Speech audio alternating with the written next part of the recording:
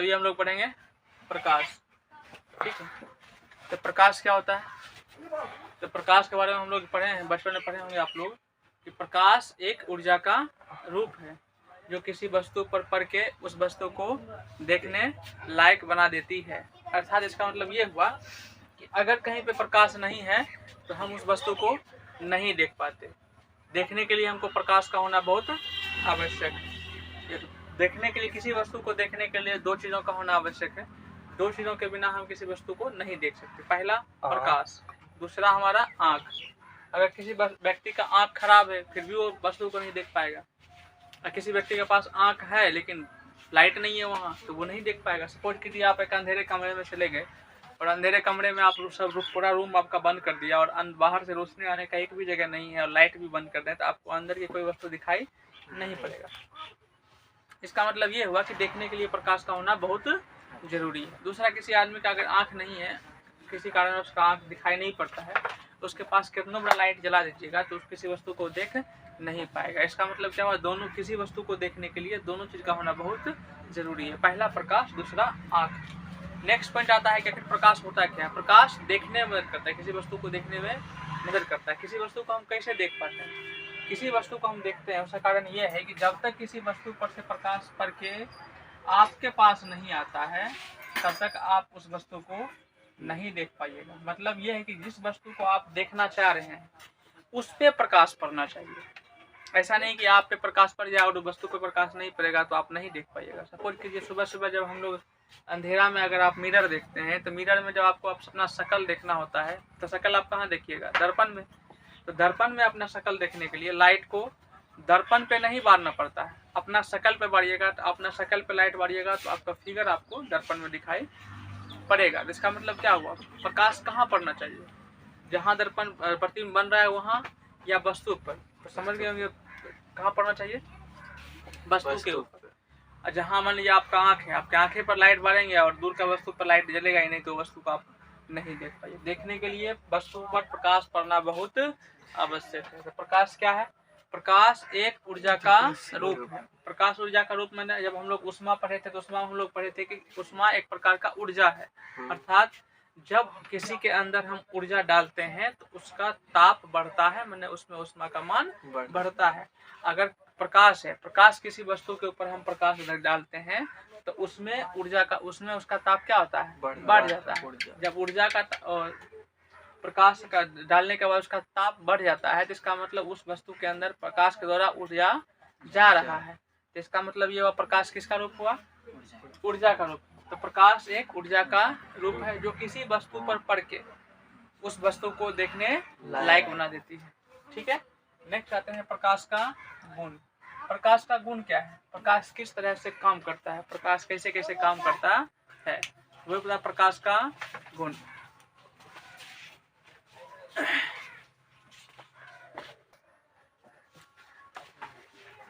Next हमारा प्रकाश का गुण। प्रकाश किस तरह से काम करता है? सबसे पहले हम लोग देखेंगे प्रकाश। पहला गुण हमारा होता है कि प्रकाश किसका रूप है? ऊर्जा का रूप है। ठीक है, दूसरे बात, तो प्रकाश के बारे में बहुत सारे वैज्ञानिकों ने अपना मतलब अपने प्रकाश के बारे में वैज्ञानिकों ने कुछ अपने बारे में बताया है कि कुछ वैज्ञानिक का कहना है कि प्रकाश किसके रूप में काम करता है? तरंग के रूप में। प्रकाश तरंग के रूप में काम करता है। कुछ वैज्ञानिक का कहना है कि प्रकाश कण के रूप में काम करता है। वर्तमान समय में यह है कि प्रकाश तरंग के रूप में भी काम करता है, प्रकाश कण के रूप में। दोनों बात सही है। और प्रकाश का जो कण होता है उसको बोलते हैं फोटोन। क्या बोलते हैं? फोटोन। प्रकाश कणों से मिलकर बना होता है और प्रकाश का जो एक कण होता है उसी एक कण को कहते हैं फोटोन। नेक्स्ट, प्रकाश अगर तरंग के रूप में काम करता है तो तरंग दो तरह का होता है, या तो यांत्रिक तरंग या तो अयांत्रिक तरंग। या तो अयांत्रिक तरंग या तो यांत्रिक तरंग। यांत्रिक तरंग क्या होता है कि जिस तरंग को गमन करने के लिए माध्यम की आवश्यकता होती है। तरंग में आप लोग को पढ़ा चुके हैं, जिस तरंग को गमन करने के लिए माध्यम की आवश्यकता होती है उसे यांत्रिक तरंग कहते हैं, और जिस तरंग को गमन करने की आवश्यकता नहीं होती है उसे अयांत्रिक तरंग कहते हैं। मतलब इसमें बिना माध्यम का भी कण गमन करता है। तो प्रकाश के बारे में हम लोग पढ़े हुए कि प्रकाश निर्वात में भी गमन करता है। इसका मतलब प्रकाश को गमन करने के लिए माध्यम की आवश्यकता नहीं होती है। जब प्रकाश को गमन करने के लिए माध्यम की आवश्यकता नहीं होती है तो इसका मतलब प्रकाश यांत्रिक तरंग है या अयांत्रिक। तो प्रकाश एक अयांत्रिक तरंग है। ठीक है। दूसरा टॉपिक हम लोग का ये होता है कि गमन प्रकाश तरंग जो होता है अपना तरंग आगे किस तरह से जाता है। तरंग एक स्थान से दूसरे स्थान तक जाने का तरंग का दो तरीका होता है। या तरंग परपेंडिकुलर जाए या तो तरंग लंबवत जाए, सॉरी समांतर जाए। या तो परपेंडिकुलर या तो समांतर। जब समांतर जाता है तो उसे कहते हैं अनुदैर्घ्य। क्या कहते हैं? अनुदैर्घ्य। और जब लंबवत जाता है तो उसे कहते हैं अनुप्रस्थ। क्या कहते हैं? अनुप्रस्थ। तो प्रकाश कौन सा तरंग है? अनुप्रस्थ। प्रकाश लंबवत जाता है, माध्यम में लंबवत जाता है, माध्यम के लंबवत गमन करता है, इसीलिए प्रकाश कौन तरंग है? अनुप्रस्थ। तो तरंग में प्रकाश का दो क्वेश्चन आता है, प्रकाश कौन सा तरंग है? अनुदैर्घ्य अनुप्रस्थ पूछेगा तो अनुप्रस्थ, आयांतरिक यांत्रिक में पूछेगा तो आयांतरिक। ठीक है। आयांतरिक में ही प्रकाश का एक दूसरा होता है विद्युत चुंबकीय तरंग। अगर बोलेगा प्रकाश किस रूप में काम करता है तो विद्युत चुंबक के रूप में काम करता है, अर्थात प्रकाश एक विद्युत चुंबकीय तरंग। प्रकाश एक विद्युत चुंबकीय तरंग। नेक्स्ट पॉइंट आता है हम लोग का कि प्रकाश अगर अनुप्रस्थ तरंग है तो जिसके अंदर जो अनुप्रस्थ होता है उस अनुप्रस्थ का मतलब प्रकाश ऐसे गमन करेगा, प्रकाश ऐसे गमन करेगा, यही होता है अनुप्रस्थ। जब प्रकाश ऐसे गमन करेगा इसको दो शीर्ष, इसको बोलते हैं शीर्ष, इसको बोलते हैं गढ़। तो हम लोग तरंग बला में पढ़ चुके हैं। तो दो शीर्ष के बीच की दूरी क्या कहलाता है? तरंग दैर्घ्य। ये हमारा तरंग दैर्घ्य। किसका तरंग दैर्घ्य? प्रकाश का। ये है हमारा तरंग दैर्घ्य। किसका तरंग दैर्घ्य? तो प्रकाश का ये तरंग दैर्घ्य। और प्रकाश के तरंग दैर्घ्य का जो मान होता है, एक तरंग दैर्घ्य का मान जो होता है 1 लैम्डा, जिसको तरंग दैर्घ्य लिखते हैं लैम्डा से। 1 लैम्डा का मान होता है 10⁻⁻10 एंगस्ट्रॉम। प्रकाश का एक तरंग जो होता है 10⁻⁻10 एंगस्ट्रॉम मीटर के बराबर होता है। कितना मीटर? एक तरंग दैर्घ्य बराबर 10⁻⁻10 मीटर। इसको बोलते हैं 10⁻⁻10 को बोलते हैं 1 एंगस्ट्रॉम। कितना एंगस्ट्रॉम? 1 एंगस्ट्रॉम। तो कुल मिलाकर हम आपको सिर्फ ये बता रहे हैं कि प्रकाश का तरंग दैर्घ्य का मान होता है 10⁻⁻10। 10⁻⁻10 का मतलब हुआ 1/10⁻10। इसका मतलब 1 पर कितना जीरो? 10 जीरो। कितना मीटर? मतलब 1 मीटर का अगर 10⁻10 डालिएगा तो 1 पर 10 जीरो डालिएगा तो इसको जब काउंट कीजिएगा तो इकाई, दहाई, सैकड़ा, हजार, 10,000, लाख, 10 लाख, करोड़, 10 करोड़, अरब, 10 अरब। क्योंकि 1 पर 10 जीरो तो 10 अरब। 1 मीटर का 10 अरब भाग करेंगे तो उसमें से एक भाग जो होगा, उसमें से एक भाग जो होगा, उस एक भाग में प्रकाश का कितना होगा? एक तरंग दैर्घ्य पूरा हो जाएगा। मतलब ऐसे करके ऐसे कर लेगा, इतना दूर तक पूरा हो जाएगा। कितना देर में? 1 मीटर का 1 मीटर कमा भाग 10⁻10वां भाग, मैंने इस पे 10 जीरो डाल दी। 6 कितना जीरो होगा? 5, 6, 7, 8, 9, 10 कितना जीरो डाल दीजिए। इसका एक का इतना टुकड़ा कीजिए, इकाई, दहाई, सैकड़ा, हजार, 10,000, लाख, 10 लाख, करोड़, 10 करोड़, अरब, 10 अरब। 1 मीटर का 10 अरबवां भाग जो होगा, 1 मीटर का कितना भाग? 10 अरब। अगर हम यहाँ पॉइंट भी डालते हैं तो उससे ये बड़ा होगा। इतना भाग में प्रकाश जो है अपना एक तरंग दैर्घ्य पूरा कर लेता है। तो इसका मतलब प्रकाश जो होता है इतना भाग में एक तरंग पूरा कर लिया, फिर इतना भाग में एक पूरा कर लेगा, ऐसे करके ऐसे करके ऐसे करके आपको पता भी नहीं चलेगा इतना छोटा रहा पर एक तरंग दैर्घ्य पूरा करता है। और आप उसको देखिएगा तो लगेगा प्रकाश कैसा गमन कर रहा है? सीधा गमन कर रहा है। आपको लगेगा प्रकाश कैसे गमन कर रहा है? सीधा। तो इसीलिए कहा था प्रकाश गमन तो करता है तरंग के रूप में ऐसे, लेकिन उसकी आकृति इतना छोटा होता है कि देखने में कैसा लगता है? सीधा लगता है। इसीलिए कहता है कि प्रकाश किस रेखा में गमन करता है? सीधी रेखा में गमन करता है। यहाँ तक किसी को दिक्कत तो नहीं होना चाहिए। नेक्स्ट अगला पॉइंट हमारा ये होता है कि प्रकाश को गमन करने के लिए माध्यम की आवश्यकता नहीं होती है, अर्थात प्रकाश निर्वात में भी गमन कर सकता है। प्रकाश ठोस में भी गमन करता है, प्रकाश द्रव में भी गमन करता है, प्रकाश निर्वात में भी गमन करता है, प्रकाश गैस में भी गमन करता है। प्रकाश को गमन करने के लिए माध्यम की आवश्यकता नहीं होती है। ठीक है। नेक्स्ट पॉइंट हम लोग समझते हैं कि प्रकाश सबसे अधिक तेजी से कहाँ गमन करेगा? निर्वात में। क्यों? क्योंकि रुकावट हाँ, कोई रुकावट नहीं होता है। कुल मिलाकर हम आपको ये समझिएगा, पदार्थ किस चीज से मिलकर बना होता है? कण से मिलकर बना होता है। अगर हम ठोस की बात करें तो ठोस में कण की संख्या किसके अपेक्षा? द्रव की अपेक्षा ज्यादा होगा। द्रव की अपेक्षा गैस से और ज्यादा होगा। और सबसे कम किसमें होगा? निर्वात। निर्वात में तो कण होता ही नहीं है, कण होता ही नहीं। अब इसमें कण की मात्रा ज्यादा है, कण की मात्रा ज्यादा है। अब यहाँ से कोई चीज को गुजारते हैं, प्रकाश मान लीजिए इससे गुजरेगा, तो इसमें कण की मात्रा ज्यादा है, जिस प्रकाश को रोकने वाला भी क्या होगा? ज्यादा होगा। इसमें कण की मात्रा कम है, किसके अपेक्षा? ठोस के अपेक्षा। लेकिन गैस की अपेक्षा ज्यादा है, तो यहाँ रोकने वाला क्या होगा? ठोस से कम, लेकिन गैस से ज्यादा। अब जब इससे गुजरेगा तो यहाँ रोकने वाला क्या होगा? सबसे कम होगा। यहाँ जब आएंगे तो रोकने वाला होगा ही नहीं, क्योंकि वहाँ कण ही नहीं होता है, तो वहाँ रोकने वाला होगा ही नहीं।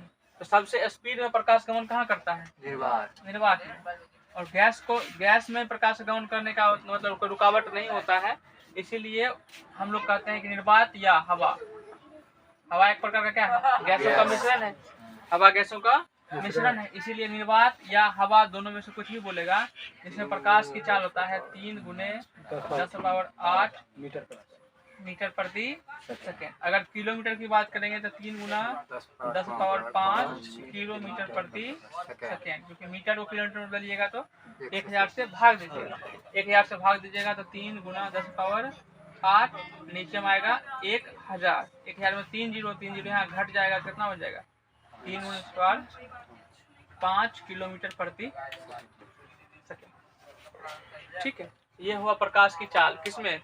माध्यम में। तो प्रकाश को गमन करने के लिए माध्यम में क्षमता नहीं होती है, निर्वात में ही गमन कर सकता है। सबसे अधिक निर्वात में, उसके बाद उसके कम द्रव में, सबसे कम ठोस में। तो ठोस में प्रकाश की चाल जो होती है सबसे कम। यहाँ तक में किसी को दिक्कत नहीं होना चाहिए। ये था प्रकाश का आपका गुण। ठीक है, नेक्स्ट प्रकाश का गुण होता है, प्रकाश के अंदर परावर्तन का गुण होता है, प्रकाश के अंदर अपवर्तन का गुण होता है, प्रकाश के अंदर प्रकीर्णन का गुण भी होता है, प्रकाश के अंदर हम लोग पढ़ेंगे आगे व्यतिकरण का भी गुण होता है, प्रकाश के अंदर विवर्तन का भी गुण होता है, प्रकाश के अंदर ध्रुवन का भी गुण होता है। ये प्रकाश का गुण है, प्रकाश का गुण है। आज के वीडियो में हम लोग प्रकाश का 2 गुण क्लियर करेंगे, 3 गुण क्लियर करेंगे। एक प्रकाश का परावर्तन, एक अपवर्तन, एक प्रकीर्णन। अभी हम लोग समझेंगे प्रकाश का परावर्तन क्या होता है। प्रकाश का परावर्तन क्या होता है, देखिए देखिए, प्रकाश जब किसी वस्तु से हम लोग गुजारते हैं, किसी वस्तु से जब प्रकाश को गुजारते हैं, तो कोई वस्तु ऐसा होता है जिससे उसका प्रकाश निकल जाता है, कोई वस्तु ऐसा होता है जिससे प्रकाश बाहर नहीं निकल पाता है, कुछ वस्तु ऐसा होता है जो कुछ प्रकाश बाहर निकालता है, कुछ प्रकाश बाहर नहीं निकलता है। तो प्रकाश के गमन करने के आधार पर 3 भागों में पदार्थ को बांटा गया है। पहला पारदर्शी, दूसरा अपारदर्शी, तीसरा अल्प पारदर्शी। अब समझिएगा तीनों को। पारदर्शी क्या होता है कि किसी वस्तु से प्रकाश डाले, जैसे इधर से प्रकाश डाले और पूरा प्रकाश इधर निकल गया, उसको क्या कहेंगे? पारदर्शी। दूसरा नेक्स्ट हमारा होता है कि इधर से प्रकाश डाले लेकिन इधर प्रकाश नहीं निकला, उसे कहते हैं अपारदर्शी। तीसरा ये होता है कि प्रकाश इधर से डाले, कुछ भाग इधर निकल गया, कुछ भाग इधर नहीं निकल पाया, रह गया, तो उसे कहेंगे अल्प पारदर्शी। जैसे आपका हवा है, हवा में प्रकाश को जलाते हैं तो यहाँ अगर हम लाइट जलाएंगे, अभी आसपास हवा है, यहाँ अगर लाइट जलाएंगे तो आप वहां से देख पाइएगा। इसका मतलब क्या हुआ? हवा में प्रकाश एक जगह दूसरे जगह चला गया, तो हवा कौन सी हुआ? पारदर्शी। हवा क्या हुआ? पारदर्शी। नेक्स्ट अगर हम बात करते हैं आपका घर का दीवार जो होगा, घर के दीवार के एक साइड में अगर हम प्रकाश डालेंगे, क्या दूसरा साइड प्रकाश जाएगा? आप बोलिएगा नहीं जाएगा। अगर प्रकाश एक साइड डालने से दूसरा साइड अगर प्रकाश चल जाता तो हमारे आसपास में घर बनाने का कोई मतलब ही नहीं रहता, क्योंकि मान लीजिए लाइट जलाएंगे, अंदर का चीज देख ही लेंगे, तो हमको घर बनाने का आवश्यकता क्या? घर तो इसलिए बनाते थे कि कोई बाहर से कुछ देखे नहीं। तो कुल मिलाकर हम यही करेंगे, पारदर्शी हुआ जिससे प्रकाश आर पार हो गया, और पारदर्शी का मतलब बस मतलब प्रकाश उससे आर पार नहीं हो पाएगा। अल्प पारदर्शी का मतलब होता है कि कुछ भाग पार कर जाएगा, कुछ भाग पार नहीं करेगा। जैसे पेपर है, पेपर के ऊपर अगर तेल डाल दीजिएगा, उसके बाद उस पर लाइट जलाइएगा तो कुछ भाग पार हो जाएगा, कुछ भाग पार नहीं होगा। दूसरा अगर शीशा है, शीशा को अगर आप घिस दीजिएगा, ठीक है, खुरच दीजिएगा, उसके बाद उस पर जलाइएगा, लाइट जलाइएगा, तो कुछ भाग बाहर लौट जाएगा और कुछ भाग बाहर निकल जाएगा। तो कुल मिलाकर घिसा हुआ शीशा और तेल लगा हुआ पेपर, ये सभी क्या हुआ, अल्प पारदर्शी। बाकी बात पारदर्शी जिससे प्रकाश निकल जाएगा पारदर्शी है, जिससे प्रकाश नहीं निकल पाएगा वो अपारदर्शी है। नेक्स्ट आइएगा आपका, अब हम लोग बात करेंगे अपारदर्शी वस्तु का। किसका बात करेंगे? अपारदर्शी। पारदर्शी में तो प्रकाश क्या हुआ, पारदर्शी में तो प्रकाश आएगा और चला जाएगा। अपारदर्शी में क्या होगा कि प्रकाश आएगा लेकिन जा नहीं पाएगा। अब जा नहीं पाएगा तो क्या होगा, देखिएगा। अब मान लीजिए एक अपारदर्शी वस्तु है, ये क्या है, अपारदर्शी वस्तु है। अब यहाँ से कोई प्रकाश इसमें आया, आने के बाद ये पार करेगा, अपारदर्शी वस्तु है तो पार नहीं करेगा। पार नहीं करेगा तो क्या होगा, टकरा के पुनः लौट जाएगा। अब देखिए ये प्रकाश आया कहाँ से, हवा से, गया कहाँ, हवा में ही। प्रकाश आया, टकरा के लौट गया, इसी को बोलते हैं प्रकाश का परावर्तन। प्रकाश का यही गुण क्या है, प्रकाश का परावर्तन। अगर प्रकाश का परावर्तन पूछेगा तो क्या बोलिएगा, जब कोई प्रकाश की किरण किसी वस्तु से टकराकर जिस माध्यम से आती है पुनः उसी माध्यम में लौट जाती है, अर्थात हवा से आया, हवा में लौट गया, इसे कहते हैं प्रकाश का परावर्तन। अब प्रकाश के परावर्तन में क्या होता है, देखिएगा, जो आने वाली किरण होती है उसको कहते हैं आपतित किरण, टकरा के जो जाती है उसे कहते हैं परावर्तित किरण, और बीच में जो डाला गया ये अभिलंब होता है, बीच में ये डालते हैं क्या कहते हैं, अभिलंब, जो कि अपारदर्शी वस्तु से कितना डिग्री कोण बनाता है, 90 डिग्री का कोण बनाता है। किससे, अपारदर्शी वस्तु। इसको जो कहते हैं, इसको कहते हैं अभिलंब, अभिलंब। ये तीनों एक ही तल में होते हैं, देखिए इसका भी यही, उसका भी यही, और ये वाला जो अभिलंब है उसका भी, ये तीनों का तल एक ही होता है। नेक्स्ट देखिएगा, आपतित किरण और अभिलंब के बीच में ये जो बना कोण होता है इसे कहते हैं आपतन कोण, और परावर्तित किरण और अभिलंब के बीच में बना कोण ये वाला, इसे कहते हैं परावर्तन कोण। तो जब हम ये देखते हैं कि आपतन, इसमें दूसरा प्रकाश परावर्तन का दूसरा नियम क्या है, आपतन कोण का मान परावर्तन कोण के मान के बराबर होता है। कहने का मतलब ये है कि जितना तिरछा अगर इसको हम डालेंगे टकरा के, ये उतना तिरछा ही प्रकाश बाहर जाएगा। कभी कभी आप शीशा में देखिएगा, शीशा के ऊपर प्रकाश डालिएगा तो प्रकाश तो शीशा कार पर होता नहीं है, तो प्रकाश वो आपको रिफ्लेक्ट करेगा। उसमें देखिएगा आप जितना तिरछा प्रकाश आप डालिएगा तो बाहर रिफ्लेक्ट भी उतना तिरछा करेगा। कहने का मतलब ये हुआ कि अगर ये अपारदर्शी वस्तु है, इसको हम जितना अगर ये तिरछा करेंगे ये भी इधर से क्या जाएगा, तिरछे जाएगा। अगर इसको जितना कम करेंगे ये उतना कम होगा। कहने का मतलब ये हुआ कि इस आपतन कोण का मान, जितना आपतन कोण का मान होगा परावर्तन कोण का मान भी उतना ही होगा। ठीक है, नेक्स्ट आगे समझिएगा। ये आपतन कोण का मान और ये वाला जो भाग है, ये दोनों मिला के कितना डिग्री कोण बनाएगा, टोटल 90 डिग्री का। ठीक है, और ये परावर्तन कोण और ये वाला भाग, ये दोनों मिला कितना बनाएगा, 90। कभी कभी एग्जाम में क्या करता है, ये वाला क्वेश्चन देता है, ये देखिए, ये परावर्तन कोण, ये आपतन कोण, ये वाला अगर 30 डिग्री दे दिया तो हम लोग जानते हैं कि यहाँ से यहाँ तक कितना डिग्री होता है, 90 डिग्री। ये अगर 30 डिग्री हो गया तो कितना होगा, 60। ये अगर 60 हुआ तो भी कितना होगा, 60। ये अगर 60 हुआ तो यहाँ टोटल होता है 90, ये 60 हुआ कितना हुआ, 30।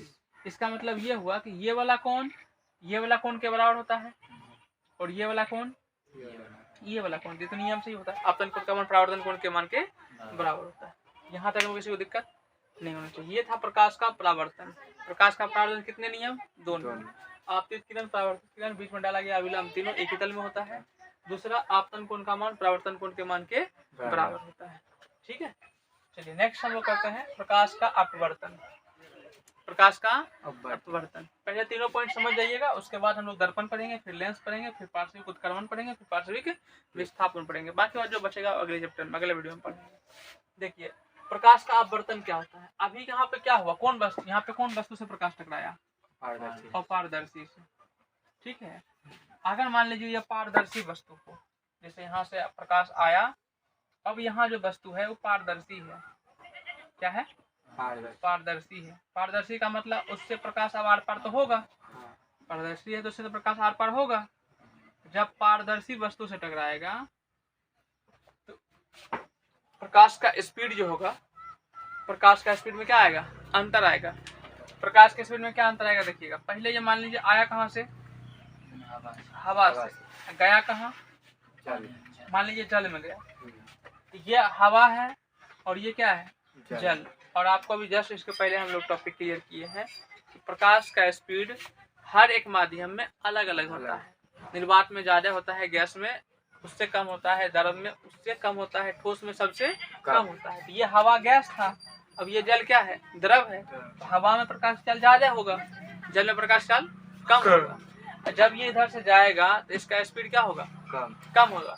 जब स्पीड इसका कम हो जाएगा तो जैसे स्पीड से ये जा रहा है उस दिशा में थोड़ा सा क्या आएगा? चेंज आएगा। जब दिशा में जो चेंज आएगा, मान लीजिए यहाँ से ऐसे जा रहा था, अब ये ऐसे नहीं जाके हल्का सा इसका डायरेक्शन क्या होगा? चेंज होगा। हल्का सा डायरेक्शन चेंज होगा। आजा, हल्का सा डायरेक्शन के बाद क्या हुआ? चेंज हुआ। ये चेंज क्यों हुआ है? क्योंकि माध्यम चेंज हो गया है। क्योंकि माध्यम चेंज हो गया है। माध्यम चेंज का मतलब ये हुआ तो पहले आ कहाँ से रहा था? हवा से। अब कहाँ गया?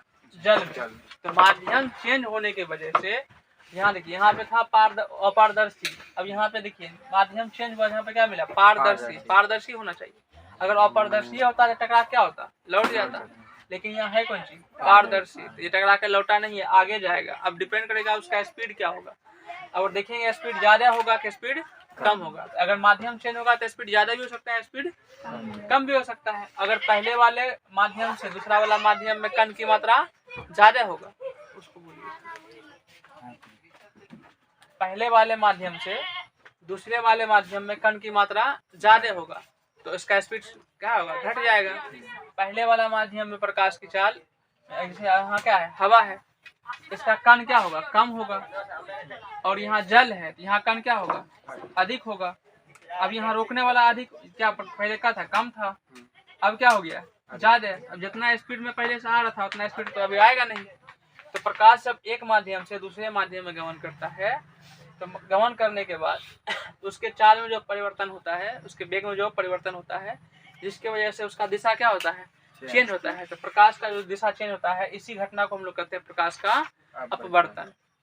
प्रकाश का अपवर्तन। प्रकाश का परावर्तन क्या है? आया, टकराया, चला गया, इसको कहते हैं परावर्तन। अपवर्तन में क्या होगा? एक माध्यम से आएगा, दूसरा माध्यम में जाएगा। जब एक माध्यम से दूसरा माध्यम में जाएगा तो उसका स्पीड बढ़ भी सकता है, उसका स्पीड घट भी सकता है। यही स्पीड बढ़ने या घटने की वजह से प्रकाश का डायरेक्शन जो होता है, दिशा जो होता है, चेंज हो जाता है। प्रकाश की दिशा जो चेंज होता है, उसी घटना को हम लोग कहते हैं प्रकाश का अपवर्तन। तो प्रकाश के अपवर्तन के भी दो नियम है। जैसे प्रकाश के परावर्तन के दो नियम है, वैसे प्रकाश के अपवर्तन के भी दो नियम है। अब देखिए क्या है, जैसे प्रकाश का परावर्तन था, अब प्रकाश के अपवर्तन को समझिए। ये मान लीजिए प्रकाश आया हवा से, अब ये कहाँ जाएगा? ये प्रकाश हवा से आया, अब मान लीजिए हवा से आया, अभी इसको आगे क्या मिलेगा? पानी मिला। क्या मिला? तो पहले इसका माध्यम हवा था, अब इसका माध्यम क्या है? पानी। इसका डायरेक्शन क्या होगा? चेंज होगा। जब डायरेक्शन ये चेंज हो जाएगा, इसको जाना चाहिए ऐसे, लेकिन गया है ऐसे। ये डायरेक्शन क्यों चेंज हुआ है? क्योंकि माध्यम चेंज हुआ है। अब इसमें क्या है देखिए, इस आने वाले किरण को कहते हैं यहाँ भी आपतित किरण, यहाँ भी आपतित, यहाँ भी अपवर्तित। टकरा के जाने वाले किरण को अपवर्तित क्या बोलते हैं? अपवर्तित। और इसके बीच में जो ये डालते हैं, यहाँ भी क्या डालते हैं? अभिलंब। ये भी क्या है? अभिलंब। ठीक है, आपतित किरण या अपवर्तित किरण, तब बीच में डाला गया अभिलंब। यहाँ तीनों भी, ये तीनों भी क्या होते हैं? एक ही दल में होते हैं। ये इसका पहला नियम है। ठीक है, नेक्स्ट दूसरा समझिए। यहाँ जो आपका देखते हैं ये वाला कोण, आपतित किरण अभिलंब के बीच में बना कोण, कौन सा कोण होगा? यहाँ भी होगा आपतन कोण। और ये अपवर्तित किरण और यहाँ अभिलंब है, इसके बीच में बना कोण अपवर्तन। वहाँ होता है परावर्तन, यहाँ होगा अपवर्तन। अपवर्तन। अब वहां पे क्या था, आपतन कोण का मान अपवर्तन कोण के मान के बराबर था। अब यहाँ आपतन कोण का मान अपवर्तन कोण के मान के बराबर नहीं होगा। क्यों नहीं होगा? क्योंकि ये वाला कोण जो होता है, ये वाला कोण तो फिक्स होगा आने वाली क्रिया, लेकिन जो अपवर्तित ये वाला कोण जो है अपवर्तन कोण, ये डिपेंड करता है आगे में माध्यम कैसा है। अगर माध्यम मान लीजिए इससे ये वाला माध्यम से ये वाला माध्यम सघन हो गया, तो ये क्या होगा, लंब की ओर झुक जाएगा, तो छोटा हो जाएगा। सघन विरल समझ जाइए क्या होता है, समझिए। माध्यम दो प्रकार के होते हैं, या तो सघन या तो विरल। सघन विरल कोई माध्यम फिक्स नहीं होता है, ये कंपैरिजन है। ये क्या है? कंपैरिजन है। कंपैरिजन का मतलब होता है कि अगर दो माध्यम में, जिस माध्यम में प्रकाश की चाल कम होता है, दो माध्यम ले लिए, अब दो माध्यम में जिस माध्यम में प्रकाश की चाल कम होगा उस माध्यम कहेंगे सघन। जिस माध्यम में प्रकाश की चाल अधिक होगा उसे कहेंगे विरल। अगर हम दो माध्यम लेते हैं, हवा और पानी, हवा और पानी, तो हवा में प्रकाश की चाल क्या होगा, अधिक होगा, पानी में प्रकाश की चाल कम होगा। तो यहाँ हवा में प्रकाश की चाल अधिक होगा तो हवा हो जाएगा हमारा विरल, और पानी में प्रकाश की चाल क्या होगा, कम होगा, तो पानी हो जाएगा हमारा सघन। अगर हम पानी और कांच की बात करते हैं, पानी और कांच की बात करते हैं, तो पानी और कांच में ज्यादा स्पीड किसमें होगा, पानी में, कम स्पीड किसमें होगा, कांच में। अब की बार पानी यहाँ पे क्या बनेगा, विरल, और यहाँ कांच क्या बनेगा, सघन। देखिए एक बार पानी बना था सघन, एक बार पानी बन गया विरल। तो कहने का मतलब कोई माध्यम फिक्स नहीं है, ये सघन और विरल डिपेंड करता है कि माध्यम में आपका, दो माध्यम में जिसमें प्रकाश की चाल कम होगा वो आपका सघन, दो माध्यम प्रकाश की चाल जिसमें अधिक होगा वो आपका विरल। अब यहाँ देखिए, ये हवा था, ये पानी था, ये हवा, ये पानी। हवा में प्रकाश की चाल क्या था, अधिक था, पानी में प्रकाश की चाल कम था, तो इसका स्पीड क्या हो जाएगा, कम जाएगा। जब इसका स्पीड कम जाएगा तो ये लंब की ओर झुक जाएगा, तो लंब की ओर जब झुक जाएगा तो इस कोण का मान क्या होगा, कम जाएगा। नेक्स्ट समझिए, अगर हम यहाँ कहते हैं कि पानी से प्रकाश आ रहा था, यहाँ दिख रहा है, दिख रहा है।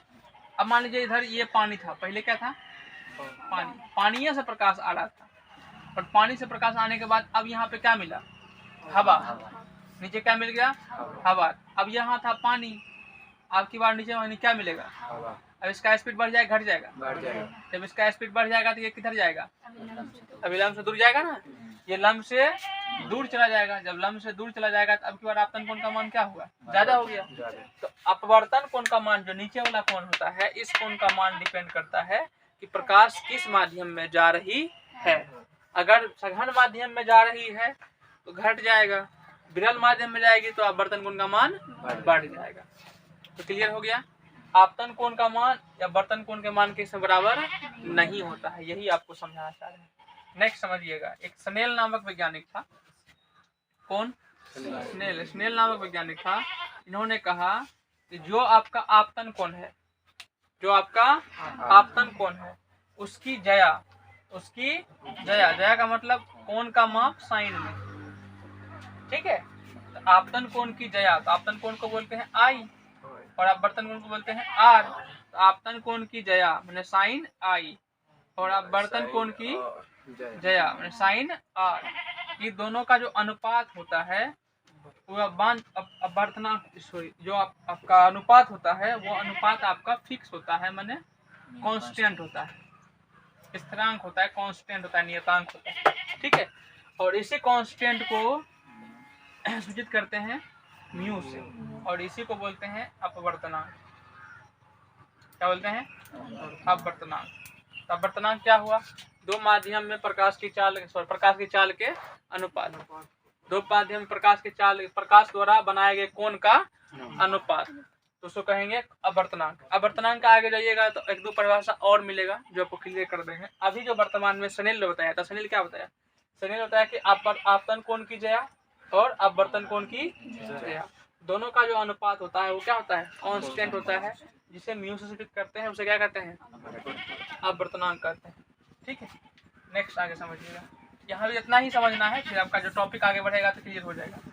अभी सिर्फ आपको प्रकाश का गुण में प्रकाश का अपवर्तन समझ में आ गया होगा, प्रकाश का अपवर्तन समझ में। नेक्स्ट समझिएगा प्रकाश का प्रकीर्णन, फिर इसके अंदर इतना बात है उसको भी हम लोग पढ़ेंगे। अभी सिर्फ टॉपिक समझिए, ताकि जब बोलेंगे तो आपको समझ में आ जाए।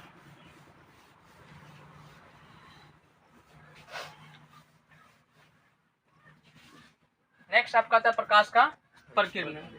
प्रकाश हम लोग जानते हैं वायुमंडल में क्या होता है, कण। वायुमंडल में क्या होता है, बहुत सारे कण हैं। कौन कण? ठोस कण। बहुत सारे ठोस कण। ज्योग्राफी में आपको पढ़ाए थे, जितना भी वायुमंडल, जो भी ठोस चीज नीचे का ऊपर जाता है तो वो कहाँ जाता है, वायुमंडल में। तो वही तो उसका कौन सी कहलाता है, कण। कौन सा कण? ठोस कण। जब प्रकाश वायुमंडल ऊपर सूर्य से प्रकाश आती है और जब वायुमंडल में प्रवेश करती है, पृथ्वी के वायुमंडल में प्रवेश करती है, तो इसको छोटा छोटा कण मिलता है, कण मिलता है। प्रकाश इस कण से टकरा के चारों तरफ क्या होती है, फैल जाती है, चारों तरफ फैल जाती है। तो प्रकाश का ठोस कण में टकरा के चारों बगल फैलना ही क्या कहलाता है, प्रकीर्णन। प्रकाश का प्रकीर्णन। तो प्रकाश का प्रकीर्णन क्या हुआ, प्रकाश का जब वायुमंडल में प्रवेश करती है तो ठोस कणों से टकरा कर चारों तरफ क्या होती है, फैल जाती है। तो प्रकाश के इस घटना को प्रकाश का प्रकीर्णन कहते हैं। क्लियर हुआ। नेक्स्ट टॉपिक आपका आता है दर्पण। क्या आता है, दर्पण। दर्पण पढ़ने से पहले प्रकाश का एक दो गुण और पढ़ लीजिए, ठीक है, समझिएगा। सबसे पहले हम लोग समझते हैं किरण क्या है। क्या समझेंगे, किरण क्या है, फिर समझेंगे किरण पुंज। किरण पुंज। किरण क्या होता है कि जब किसी प्रकाश स्रोत से, किसी प्रकाश स्रोत का मतलब ये होता है कि जिससे प्रकाश निकलता है, जिससे प्रकाश निकलता है। किसी प्रकाश स्रोत से, जैसे मान लीजिए प्रकाश स्रोत है, अब इससे प्रकाश निकलकर जब यह सीधी रेखा में गमन करता है तो इसी को कहते हैं हम लोग किरण। क्या कहते हैं, किरण। किसी प्रकाश स्रोत से प्रकाश निकलकर एक सरल रेखीय गमन जो करता है उसी को हम लोग कहते हैं किरण। मतलब किरण का मतलब प्रकाश का एक कण जो गमन करता है उसी को क्या कहते हैं, किरण। और ये कैसे गमन करता है, सीधी रेखा। नेक्स्ट समझिएगा, किरणों के समूह को जब बहुत सारे किरण को आपस में मिला देते हैं उसे कहते हैं हम लोग किरण पुंज। आ जाइए, आ जाइए, उसे कहते हैं किरण पुंज। तो किरणों के समूह को किरण पुंज कहते हैं, ठीक है। अब किरण पुंज जो होते हैं वो 3 प्रकार के होते हैं। कितने प्रकार के, 3 प्रकार के होते हैं। पहला होता है समांतर किरण पुंज, दूसरा होता है, आ जाइए, अपसरित किरण पुंज, तीसरा होता है अभिसारी किरण पुंज या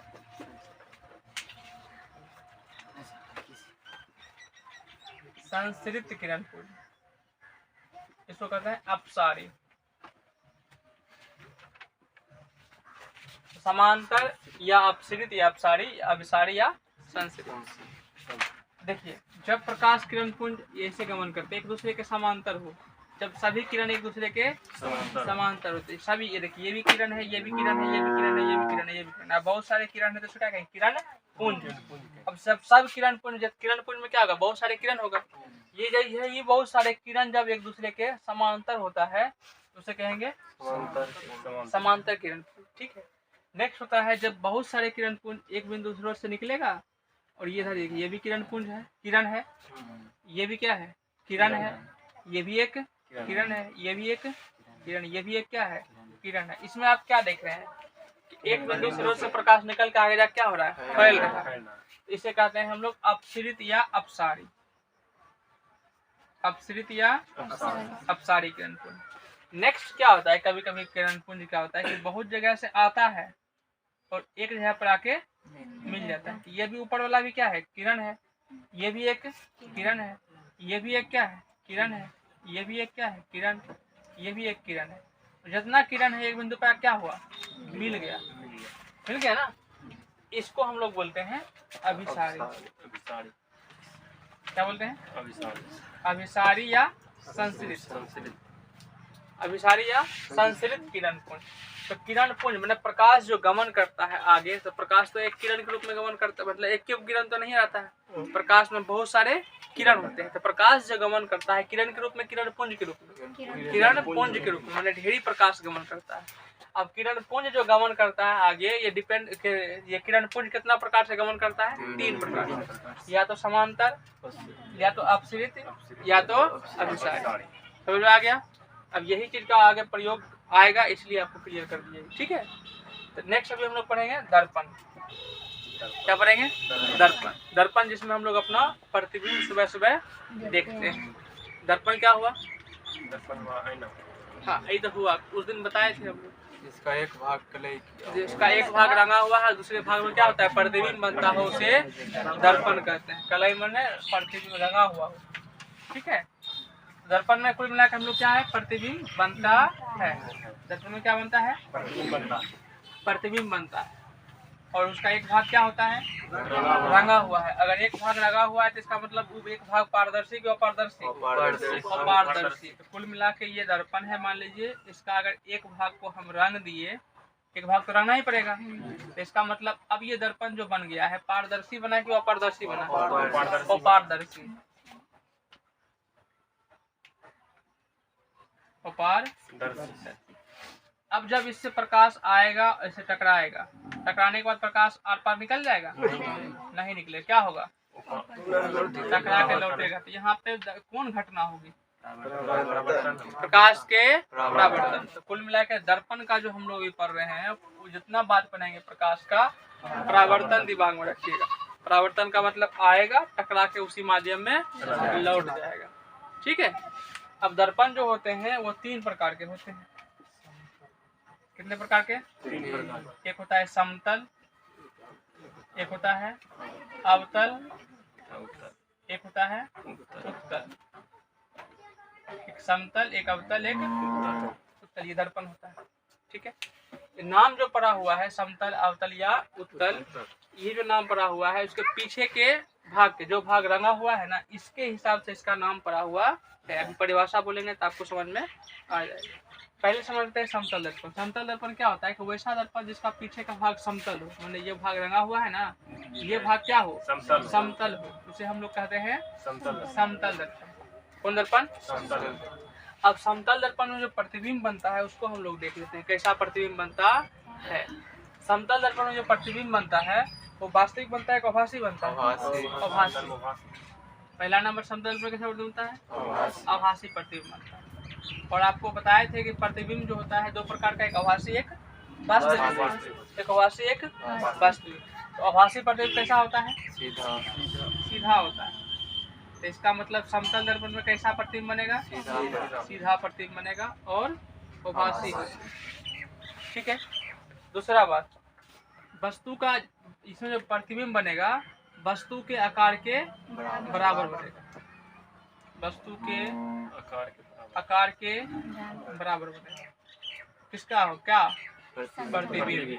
मतलब जितना बड़ा वस्तु उतना बड़ा प्रतिबिंब, जितना बड़ा वस्तु उतना बड़ा प्रतिबिंब। तीसरा, जितना वस्तु की ऊंचाई होगा प्रतिबिंब की ऊंचाई उतना ही होगा।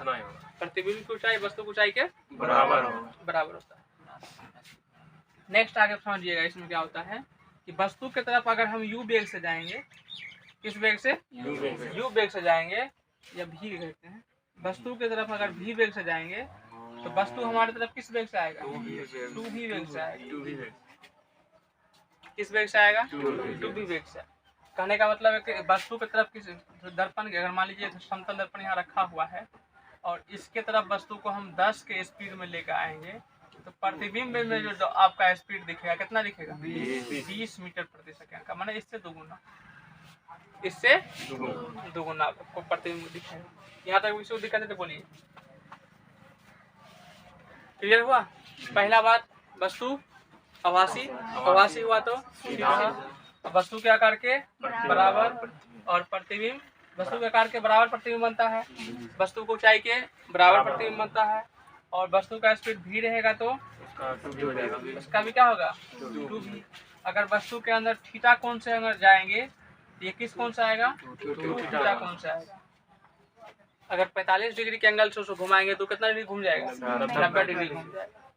ठीक है, यहाँ तक किसी को दिक्कत नहीं है ना? ये कौन दर्पण था? इसका पीछे का भाग कैसा होता है? समतल। पीछे का भाग समतल होता है। इसके अंदर एक गुण और होता है, समतल दर्पण में जब आप वस्तु का अपना बायां भाग हिलाइएगा, उठाइएगा, तो आ जाइए, तो दर्पण में कौन भाग दिखेगा? दायां। और जब अपना दायां भाग हिलाइएगा तो दर्पण में कैसा भाग हिलेगा? बायां भाग हिलेगा।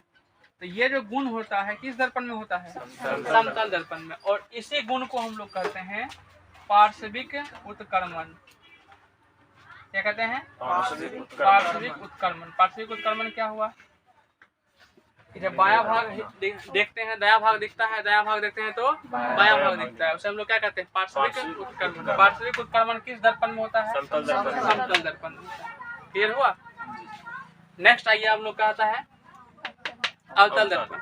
कौन दर्पण? अवतल दर्पण। अवतल दर्पण जो होता है, अवतल दर्पण और उत्तल दर्पण दोनों जो होता है ये गोल्य दर्पण का भाग होता है। कौन दर्पण का? गोल्य दर्पण का भाग होता है। इसका मतलब ये है अवतल हो या उत्तल, ये दोनों किस दर्पण का भाग हुआ? गोल्य दर्पण का। जब ये गोला बनाते हैं, इसको अगर बीच से तो काट दीजिएगा तो दो फिगर आपको बनेगा। दो फिगर बना ना, तो यही एक अवतल है और एक क्या है? उत्तल है। अब हम लोग देखेंगे अवतल कौन सा है और उत्तल कौन सा है। तो पहले हम लोग देखते हैं अवतल को। अवतल कौन सा है? आ जाइए। अवतल क्या होगा? वैसा दर्पण जिसका पीछे का भाग धंसा हो, पीछे का भाग धंसा हो, उसे क्या कहते हैं? अवतल। अब दो फिगर यहाँ पे हम बनाते हैं, आप देखिएगा। आ रहा है यहाँ? देखिए, एक फिगर ये आपका हो गया, दूसरा फिगर आपको ये बना दिया।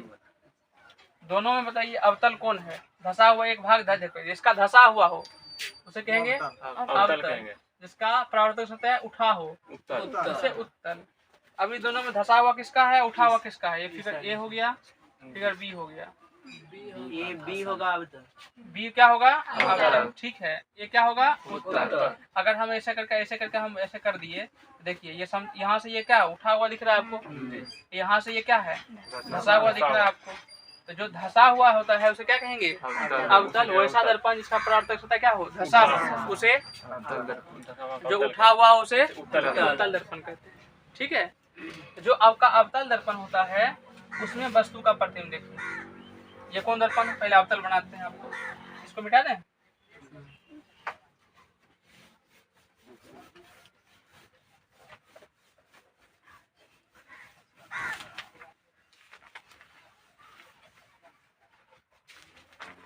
देखिए ये कौन सा दर्पण है? अवतल दर्पण। अवतल दर्पण है। अवतल दर्पण या उत्तल दर्पण किसका भाग है? गोल्य दर्पण का। अब देखिए इसमें क्या क्या चीज होता है, क्या क्या चीज होता है। दर्पण का जो बीच का भाग होता है उसे कहते हैं ध्रुव। क्या कहते हैं? ध्रुव। और ये किसी गोले का भाग होगा, इससे आप गोला बना सकते हैं। देखिए इसको अगर हम पूरा करेंगे तो ये गोला बनेगा। गोला बना ना। दर्पण एक क्या है? अवतल दर्पण एक गोले दर्पण का क्या है? भाग है। अब जब ये गोला बनेगा तो इसका एक केंद्र होगा। क्या होगा? केंद्र मतलब जहां से इसकी दूरी हर जगह पर क्या हो? समान हो, उसे केंद्र कहते हैं। इसका जो केंद्र बनेगा, इसके केंद्र को हम लोग कहते हैं वक्रता केंद्र। इसको कहते हैं सी से लिखते हैं। किसे लिखते हैं? सी से। सी माने वक्रता केंद्र। और ध्रुव को लिखते हैं पी से। पी माने पोल, पोल माने ध्रुव। ठीक है, नेक्स्ट आइए। केंद्र से ध्रुव की ओर जो रेखा गुजरती है उसे कहते हैं प्रधान अक्ष। क्या कहते हैं? प्रधान अक्ष या मुख्य अक्ष। मुख्य अक्ष ये आपका हुआ प्रधान अक्ष या मुख्य अक्ष। नेक्स्ट होता है जब इससे प्रकाश आप गुजारिएगा। देखिए प्रकाश गुजारते हैं, ये क्या होगा? बाहर की तरफ फैलेगा कि अंदर की तरफ जाएगा? अंदर। ये ऐसे है, जब हम इसे प्रकाश डालेंगे तो ये तो अंदर की ओर नहीं जाएगा, फैलेगा तो नहीं है। ये अंदर की ओर जाएगा। तो अंदर की ओर जाने के बाद मान लीजिए जहाँ पे कटा, जहाँ पे कटा उसे क्या कहते हैं? फोकस। मैंने जहाँ कटता है वहीं प्रतिबिंब बनता है। जहाँ कटता है प्रतिबिंब वहीं बनता है। अब जहाँ पे कटा है उसको हम लोग क्या कहेंगे? फोकस। फोकस। अवतल दर्पण में प्रकाश पड़ने के बाद वो सभी प्रधान अक्ष किसको काट रहा है? प्रधान अक्ष को काट रहा है ना? तो अवतल दर्पण प्रकाश पड़ने के बाद प्रधान अक्ष को जिस बिंदु पर काटता है उस बिंदु को फोकस बिंदु पर। यहाँ तक समझ में आ गया? और दर्पण में जितना भी दूरी मापते हैं कहाँ से मापते हैं? ध्रुव से। कहाँ से? ध्रुव आपका क्या है? ये वाला। अब यहाँ से अगर हम F की दूरी मापेंगे, ये फोकस हुआ, तो फोकस से ध्रुव के बीच की दूरी फोकस दूरी क्या कहलाएगा? फोकस दूरी। क्या कहलाएगा? फोकस। जिसको लिखते हैं F से। तो फोकस दूरी क्या हुआ?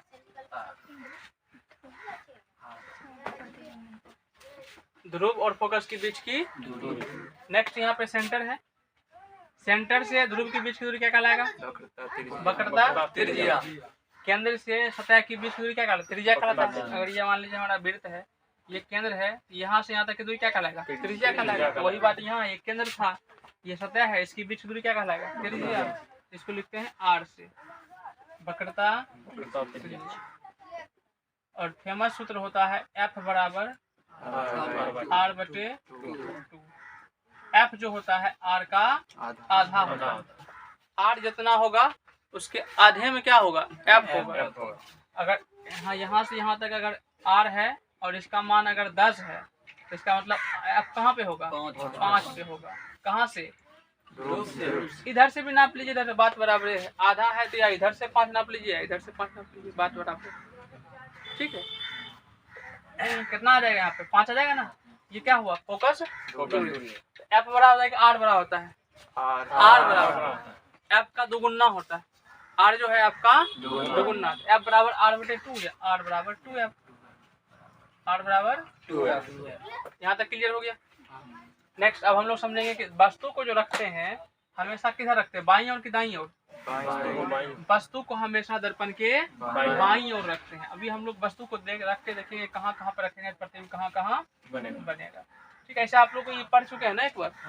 हाँ, उसे वीडियो नहीं बन पाए तो वीडियो बनाने के लिए हम लोग बना रहे, लेकिन आप लोग आ गए तब पढ़ लो। ये कौन दर्पण हुआ?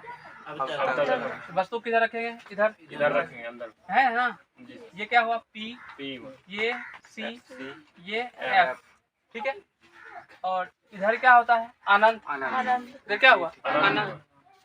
अब देखिए इसमें याद कराए थे आपको 2 चीज, याद है क्या? फोकस बराबर अनंत। हाँ, फोकस बराबर अनंत। जब भी फोकस की बात आएगा तो याद क्या रखेंगे? अनंत। अनंत बराबर फोकस। और वक्रता त्रिज्या। वक्रता केंद्र बराबर वक्रता केंद्र है। वक्रता त्रिज्या तो दूरी हुआ ना। इसका मतलब वस्तु को हम कहाँ कहाँ रख सकते हैं? वस्तु को बहुत दूर रख दिए तो उसे क्या कहेंगे? अनंत। तो पहला कंडीशन वस्तु कहाँ रखेंगे? अनंत पे। वस्तु कहाँ रखेंगे? अनंत। जब वस्तु को अनंत पे रखेंगे वस्तु का प्रतिबिंब कहाँ बनेगा? फोकस। अनंत बराबर फोकस। अनंत बराबर क्या लिखे हैं? फोकस। फोकस बराबर अनंत। तो जब वस्तु अनंत पे हो तो उसका प्रतिबिंब कहाँ बनेगा? फोकस पे बनेगा। और जो चीज बहुत दूर होता है, बहुत दूर होता है तो उसका प्रतिबिंब क्या होता है? छोटा होता है, बहुत छोटा। तो पहले नंबर अनंत पर रहेगा तो प्रतिबिंब कहाँ बनेगा? फोकस पर। छोटा की बहुत छोटा? अब ये बताइए उल्टा बनेगा सीधा बनेगा? उल्टा। क्या बनेगा? उल्टा। उल्टा क्यों बनेगा? वस्तु का प्रतिबिंब इस साइड बनेगा। वस्तु का प्रतिबिंब किस साइड बनेगा? इस साइड। वस्तु का प्रतिबिंब जब इस साइड बनता है ना तब होता है आभासी। तब होता है आभासी। वस्तु का प्रतिबिंब अगर इस साइड बनता है तो उसे कहते हैं वास्तविक। अभी अनंत पर रहेगा तो प्रतिबिंब कहाँ बनेगा? फोकस पर। अब देख लो फोकस किधर है? इस साइड है ना। फोकस अगर आ रही, फोकस अगर इस साइड में है इसका मतलब क्या हुआ? वास्तविक के आभासी। वास्तविक क्या बनेगा? वास्तविक। और वास्तविक प्रतिबिंब क्या होता है? उल्टा होता है। क्लियर हुआ? क्या क्लियर हुआ? अगर इस साइड बना, बायां साइड बना तो वास्तविक, दायां साइड बना तो आभासी। ठीक है, आभासी या काल्पनिक। अगर अनंत पे वस्तु है तो उसका प्रतिबिंब कहाँ बनेगा? फोकस। फोकस किधर है? किधर है? बायां साइड है। बायां साइड है इसका मतलब कैसा प्रतिबिंब? वास्तविक। वास्तविक प्रतिबिंब क्या होता है? उल्टा होता है। जब वस्तु अनंत पे हो तो उसका प्रतिबिंब फोकस पे बनेगा। और वास्तविक उल्टा और वस्तु से बहुत बहुत छोटा बनेगा। क्लियर हुआ? दूसरा वस्तु को कहाँ रख सकते हैं? फोकस अनंत और वक्रता केंद्र के बीच, यहाँ वस्तु को रखेंगे। ठीक है, तो पहले तो बहुत दूर रख दिए और उसके बाद यहाँ रखेंगे तो उसको वही कहेंगे, इधर अनंत इधर वक्रता केंद्र। यहाँ भी रखेंगे तो वही कहेंगे, इधर क्या होगा? अनंत, इधर क्या मिलेगा आपको? वक्रता केंद्र, उसी के बीच में। यहाँ भी रखेंगे तो वही कहलाएगा, इसको कहेंगे अनंत और वक्रता केंद्र के बीच। तो जब वस्तु अनंत और वक्रता केंद्र के बीच हो, सन्नी बोलेगा, खड़ा हो। जब वस्तु अनंत और वक्रता केंद्र के बीच हो तो उसका प्रतिबिंब कहाँ बनेगा?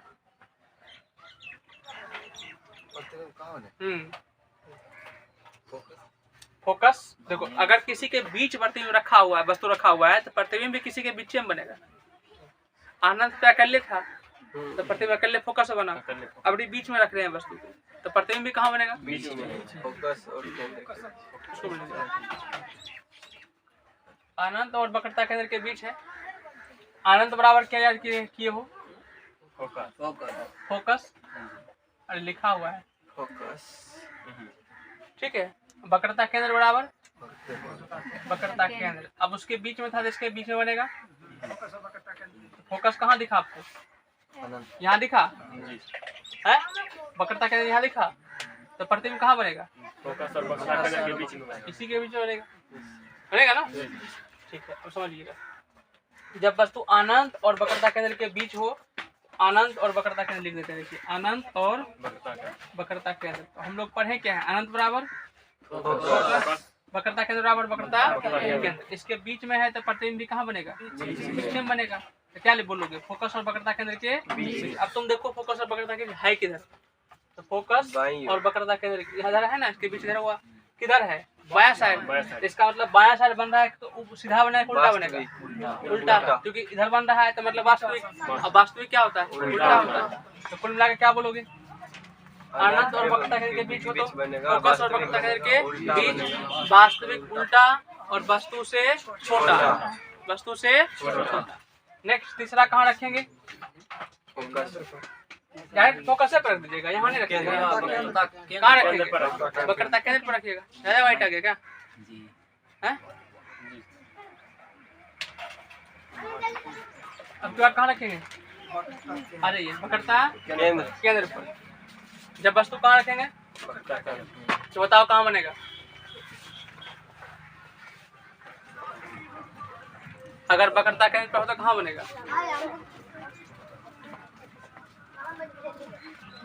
तुमको दिखाई पड़ता है सन्नी? बोर्ड में कहीं कुछ लिखे हैं?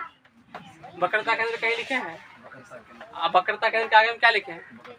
तो मतलब क्या हुआ कि जब वस्तु वक्रता केंद्र पर हो तो प्रतिबिंब भी कहाँ बनेगा? फिर घबरा कहाँ रहा? आ जाइए। हाँ, नया था उसे तुम? अच्छा, एब्सेंट वाले। तो फिर भी तो देख लो, फोकस पर रहेगा तो अनंत पे रहेगा तो वक्रता केंद्र पर रहेगा तो यही चीज। तो इतना कुछ याद करना है, ठीक है? और इतना देर तुमको बाहर फोन नहीं आया, जैसे एंट्री किया फोन आ गया तुमका। बहुत फोन आता है तुम लोग। देखिए, वक्रता केंद्र पर है तो कहाँ बनेगा? वक्रता केंद्र पर बनेगा। अब बताओ वक्रता केंद्र किधर है? मतलब वास्तविक के भाषी। वास्तविक उल्टा के सीधा? उल्टा। छोटा की बड़ा?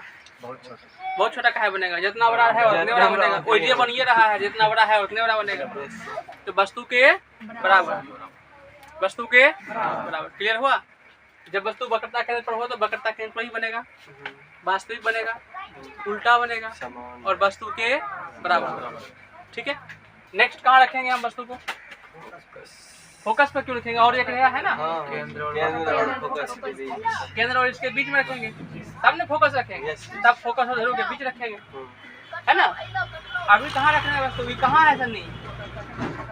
वक्रता केंद्र और हाँ, अभी सन्नी बोलेगा वक्रता केंद्र और फोकस के बीच। बताओ प्रतिबिंब कहाँ बनेगा?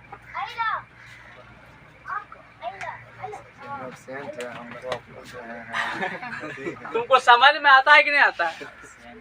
आता है ना? तो तुम समझो खाली। हम क्या पूछे हैं? वस्तु कहाँ है तुम ही बताओ। वस्तु वक्रता केंद्र और फोकस के बीच बीच है, तो इसका मतलब प्रतिबिंब किसी के बीच में बनेगा, ये तो ठीक है। अच्छा ठीक है, वक्रता केंद्र को क्या बोलोगे? वक्रता केंद्र बोलोगे। फोकस को क्या बोलोगे? आनंद। तो क्या आंसर आएगा? अनंत और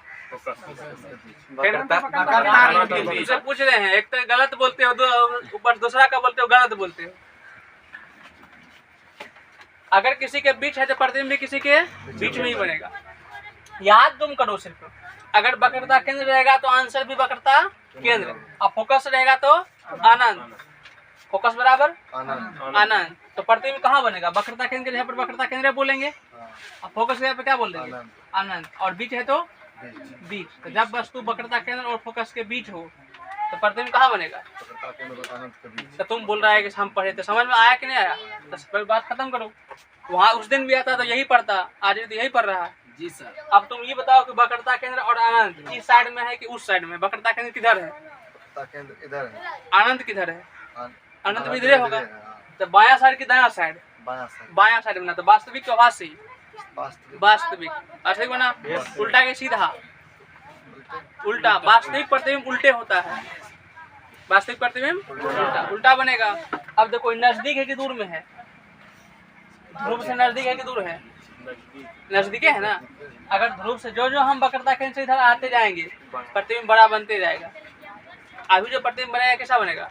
बड़ा। कैसा बनेगा? बड़ा। यहाँ तक क्लियर हो गया। नेक्स्ट अब कहाँ रखेंगे? फोकस पर। जब वस्तु कहाँ हो? फोकस पे। अब सन्नी फोकस पे है, वस्तु कहाँ है? फोकस पे। प्रतिबिंब कहाँ बनेगा? हाँ तू समझ गया। फोकस पर रहेगा तो कहाँ बनेगा? अनंत। अनंत किधर है? इधर है ना। अगर इधर अनंत है तो इसका मतलब वास्तविक आभासी? वास्तविक। उल्टा? उल्टा। बड़ा कि बहुत बड़ा?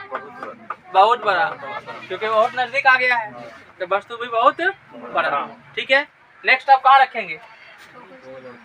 एफ और पी के बीच।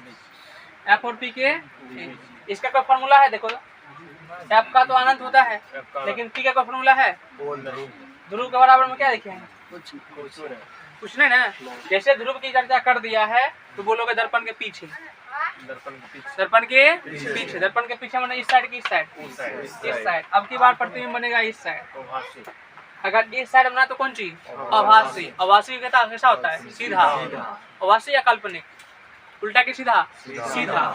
तो बड़ा की बहुत बड़ा? अब तुम खुद देखो कि नजदीक है कि दूर में है? इधर और नजदीक आ गए ना, तो बड़ा बनेगा बहुत बड़ा? बहुत बड़ा। क्लियर हुआ?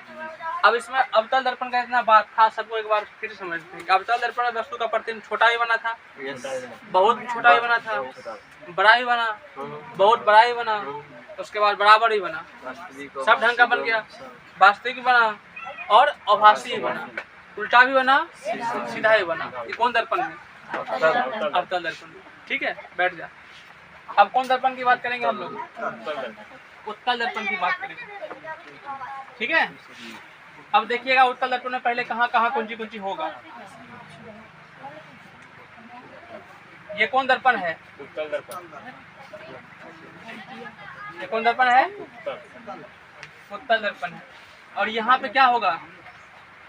गोल होगा, होगा ना। और उसके बाद इसका केंद्र होगा।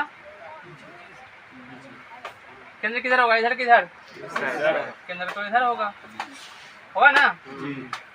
और प्रधान अक्ष ये हुआ, केंद्र और ध्रुव से गुजरने वाली रेखा प्रधान अक्ष हुआ ना।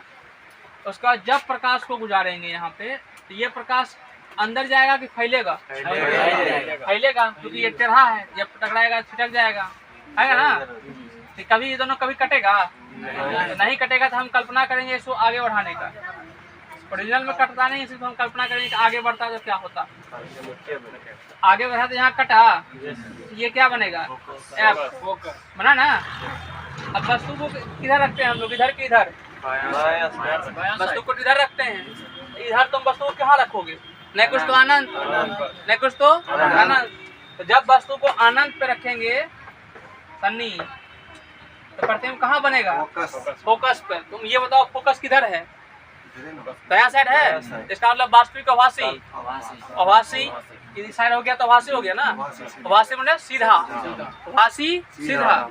अब वस्तु कहाँ था, बहुत दूर, इसका मतलब प्रतिबिंब बहुत छोटा कि बहुत बड़ा, बहुत दूर है तो बहुत दूर के वस्तु छोटे दिखाई पड़ेगा, कौन पड़ोला आदमी कैसे दिखाई पड़ेगा, छोटा। और क्रॉस अरगल्ला वाला बहुत बड़ा दिखाइए नहीं पड़ेगा तरह, ठीक है।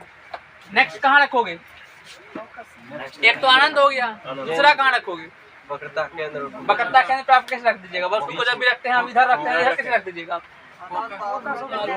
आनंद कहाँ, आनंद और वक्रता केंद्र यहाँ है, तुम वस्तु को इधर रख ही नहीं सकते हो। हाँ, आनंद और ध्रुव के बीच, इधर आनंद ये ध्रुव, इसके बीच में यही रखोगे, इसके अलावा कहाँ रखोगे, और कहीं नहीं रखे। तो इसका तो ये कंडीशन बनता है, एक आनंद पर, दूसरा आनंद और ध्रुव के बीच। इधर रखेंगे तो प्रतिबिंब किधर बनेगा, उधर बनेगा ना। तो जब प्रतिबिंब उधर बनेगा तो उसको क्या कहेंगे, हाँ गुड, काल्पनिक और आभासी, छोटा की बड़ा, छोटा, क्या बोलेंगे इसको, छोटा। तो आभासी सीधा और वस्तु से छोटा। तो इसमें हम लोग क्या देखें, वस्तु का प्रतिबिंब खाली आभासीय बना, खाली आभासीय बना और खाली छोटे बना, खाली छोटे बना और खाली सीधे बना, क्लियर हुआ। और अवतल में क्या था, अवतल में सब चीज, सब ढंग का। और समतल में क्या था, बराबर, समतल में बराबर और आभासी, समतल में बराबर, आभासी और सीधा, ठीक है। यहाँ तक विषय देखते हैं। अब आगे हम लोग पढ़ेंगे लेंस। अब लेंस, आपका दर्पण खत्म हो गया, अब क्या पढ़ेंगे, लेंस। लेंस क्या होता है,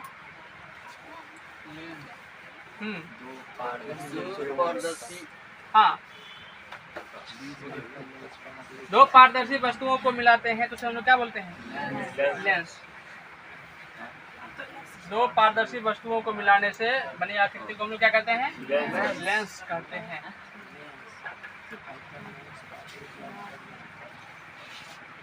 चलिए,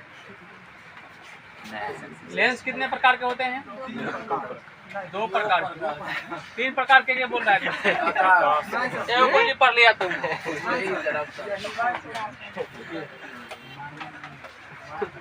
एक अवतल लेंस, एक उत्तल लेंस, एक अवतल लेंस, एक उत्तल लेंस, ठीक है। अब देखो, ज्यादा आपको याद करने की कोई आवश्यकता नहीं है, सिर्फ फिगर बनाते हैं, फिगर से आप परिभाषा याद कर लेना और उसके बाद आगे के बाद खत्म।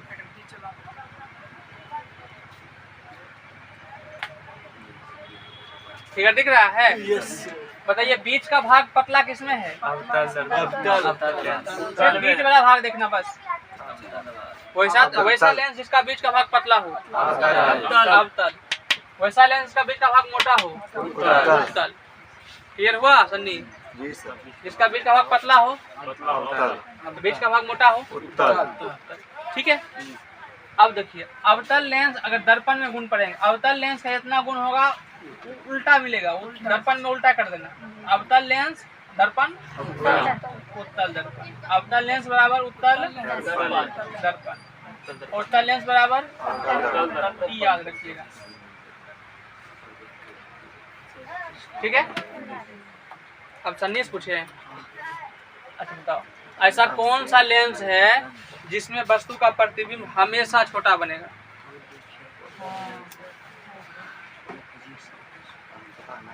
बताना है। अच्छा ठीक है, खड़ा हो पहले तुम, क्वेश्चन क्या किए थे ये बताओ। कौन सा लेंस है जिसका बराबर देखो छोटे, जिसका प्रतिबिंब छोटा हमेशा छोटा बनता है। तो तुम लेंस के पूछे हैं, लेकिन दर्पण तो पढ़ा है ना, कुछ नहीं पढ़े, प्रकाश पढ़वे नहीं किए। अभी तुमको जब पढ़ा है तो तुम दर्पण नहीं पढ़ा दी, अभी तो पढ़ा ना, हाँ चल रहा है, हाँ अभी तो पढ़ा है, अभी जब पढ़ा है तो तुम दर्पण में बताओ, लेंस में मत बताओ। पूछे हैं लेंस, लेकिन तुम बोलो कि हम लेंस नहीं बताएंगे, बोलो दर्पण तो बताएगा ना। तो क्वेश्चन क्या था, ऐसा कौन सा लेंस है जिसमें वस्तु का प्रतिबिंब हमेशा छोटा बनता है। तुम दर्पण में बताओ, ऐसा कौन सा दर्पण था जिसमें वस्तु का प्रतिबिंब हमेशा छोटे बनता था? अवतल की उत्तल? अभी जस्ट तो बताए थे अभी अवतल अवतल में तो सब ढंग का था, इसका इसलिए था नहीं, इसलिए पूरा मथाया नहीं है इसका। अभी जो 2 कंडीशन बताए थे वो दो में तेरे को नहीं है एगो एगो तो नहीं रही, तब अभी अवतल में आया उत्तल में आया तुम, लास्ट वाला में आया रे, उत्तल है। माइंड शांत करो छोटे। अच्छा अवतल में भी आया, तुम दोनों तो पढ़ा बे, तनी तनी पहलू का पहले बात की वो दर्पण अलग रही की, वो अवतल अलग था, अभी जो पढ़ाया ये अवतल अलग है। आखिर पढ़ाए तो अवतल है उत्तल ना। अवतल में सब ढंग के प्रतिबिंब, उत्तल में खाली छोटा, ठीक है। तो कौन दर्पण में हमेशा छोटा प्रतिबिंब? उत्तल दर्पण। लेंस बोलेंगे तो उसका उल्टा कर दो, अवतल में हो गया आंसर, समझे। अगर आपका आंसर दर्पण में खोजना है, दर्पण तो पढ़ लिए ना, दर्पण में खोजेंगे, दर्पण में जो आंसर मिलेगा उसका उल्टा बोल देंगे किसमें? लेंस। समझा? बैठ अभी देखो आकाश बाबू बोलेगा, खड़ा आकाश। ऐसा कौन सा लेंस है जिसमें वस्तु का प्रतिबिंब वस्तु के आकार का बनता है, मैंने बराबर?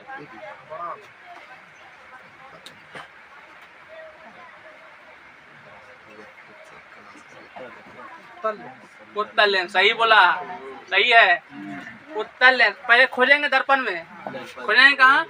दर्पण में। दर्पण कितना प्रकार का? 3 प्रकार का। दर्पण 3 को था।